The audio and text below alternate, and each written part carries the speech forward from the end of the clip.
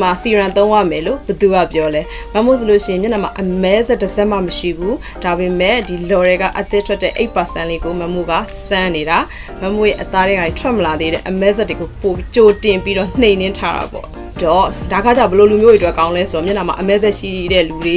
ပြီးလို့ရှိရင်မျက်နှာအသားကြီးကြီးလေးပေါ့နော်အဲ့လိုလိုချင်တဲ့သူတွေအတွက်မမို့ကတော့ 8% ကိုစိတ်ဝင်စားလို့စမ်းကြည့်တာပေါ့နော်ဒါလေးကိုမမို့ကဒါလေးကိုစမ်းကြည့်နေတာနှစ်ပတ်မြောက်ထဲမှာကြောက်နေပါပြီအဲ့တော့ကိုက active ingredient တွေသုံးမယ်ဆိုလို့ရှိရင်အချက်3ချက်နဲ့တေချာသုံးမှုလိုတယ်ပထမဆုံး pastet ပေါ့နော်ကိုက test လုပ်ရမယ်ကိုအသားရည်နဲ့ခံနိုင်ရရှိမရှိဘယ်လိုပြောမလဲတချို့ကျတော့ sensitive skin တွေရှိတယ်ပေါ့နော်အဲ့လိုမျိုးတွေအဲ့ဒီတော့စသုံးတဲ့ခါမှာမျက်နှာ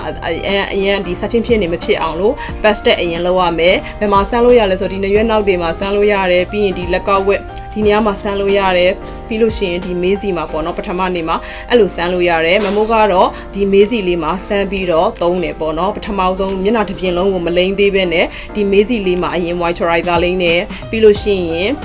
အဲ့ဒီအဆက်ကလေးကိုနည်းနည်းလေးပဲပေါ့နော်တစ်ဆက်စာတော့မယူနဲ့ဆန်းတဲ့ခါမှာလည်းနည်းနည်းလေးပဲယူပြီးတော့အဲ့ဒီ moisturizer ဘောလေးမှာတင်လိုက်တယ်ပြီးရင်ခဏကြာလို့စိတ်ဝင်သွားပြီဆိုတဲ့အခါမှာအပေါ်ကနေ moisturizer ထပ်ပြီးလိမ့်နေပေါ့နော်ပထမတစ်ရက်မှာအဲ့လိုလုပ်တယ်အဲ့မှာမမဖြစ်ဘူးဆိုကြမှာမမိုးကထပ်ပြီးတော့ဆက်ပြီးတော့သုံးတာပေါ့အဲ့တော့ပထမဆုံးတစ်ချက်ကကြတော့ pastet ကိုအရင်လုပ်ဖို့လိုတယ်နံပါတ်2အချက်ကကြတော့ sandwich method ပေါ့နော်အခုမမို့ပြောသလိုပဲစဆန်းပြီးတော့အဲ့လိုမျိုးအဆင်ပြေတယ်ဆိုနောက်နေ့ကျရင်မျက်နှာတစ်ပြင်လုံးကိုသုံးတော့မှာမျက်နှာတစ်ပြင်လုံးသုံးပြီဆိုလို့ရှိရင်လည်းကိုက sandwich method လေးနဲ့သုံးမယ်နော်အဲ့တော့ sandwich method ဆိုတဲ့အတိုင်းပဲပထမဆုံး moisturizer လေးကိုအရင်မျက်နှာလေးကိုလိမ့်မယ် moisturizer လိမ့်ပြီးပြီဆိုတဲ့အခါမှာမျက်နှာလေးစိတ်ဝင်သွားပြီဆိုရင်ဒီ L'Oreal serum လေးကို2ဆက်လောက်ပဲယူမယ်ပေါ့နော်လုံးဝလောဘမကြီးပါနဲ့အရင်ထိရောက်ပါတယ်နော်သူကနည်းနည်းလေးနဲ့အရင်ထိရောက်တယ်ပေါ့နော်အားကြောင့်2ဆက်လောက်ပဲယူမယ်အဲ့2ဆက်လောက်ကိုမျက်နှာတစ်ပြင်လုံးကိုလိမ့်မယ်အဲ့ဒါလေးစိတ်ဝင်သွားပြီဆိုရင်နောက်ထပ် moisturizer အပေါ်ကပြန်အုပ်မယ်ပေါ့နော်အဲ့လိုပုံစံမျိုးလေးနဲ့လိမ့်မယ်အဲ့လိုလိမ့်တဲ့အခါကျတော့ဘာကောင်းလဲဆိုတော့ဒီမျက်နှာအသားရည်ဘယ်လိုလဲဆက်ဖြင်းဖြင်းဖြစ်တာမျိုးတွေတက်တာတယ်ပေါ့နော်အခုမှစပြီးတော့ active ingredient သုံးမဲ့သူတွေအတွက်ဆိုလို့ရှိရင်ဒီနည်းလေးကအရန်ကိုအဆင်ပြေတယ်မမို့လေအခုဒီလိုလေးသုံးတာလုံးဝမျက်နှာဆက်ဖြင်းဖြင်းမဖြစ်ဘူးပေါ့နော်မမို့အခုနှစ်ပတ်မြောက်ထဲရောက်နေပြီပေါ့နော်အဲ့လိုမျိုးလေးပဲသုံးနေတော့မယ်ပေါ့နော်ဒီဒုတိယပတ်မှာကျတော့အပေါ်က moisturizer ထပ်မအုပ်တော့ဘူးserum သုံးတယ် moisturizer လေးနဲ့အဲ့လိုပဲသွားတော့တာပေါ့နော်ပထမအပတ်မှာကျတော့အပေါ်က moisturizer serum moisturizer အဲ့လိုမျိုးသွားရတယ်ပေါ့နော်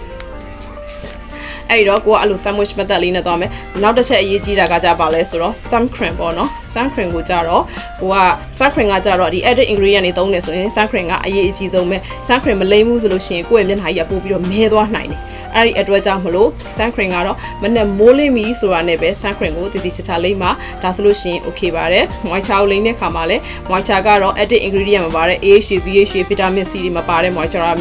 မျိုးကိုတော့ကိုကရွေးချယ်ပြီးတော့လိမ့်ဖို့တော့အရေးကြီးတယ်ပေါ့နော်အဲ့ဒါလေးကိုမမိုးဒါလေးကိုစမ်းကြည့်နေတာကိုလာပြီးတော့ပြပေးတာပါဗီဒီယိုလေးကိုအဆုံးထိကြည့်ပေးတဲ့အတွက်ကျေးဇူးတင်ပါတယ်နောက်ဗီဒီယိုမှာပြန်ဆုံမယ်နော်တတာ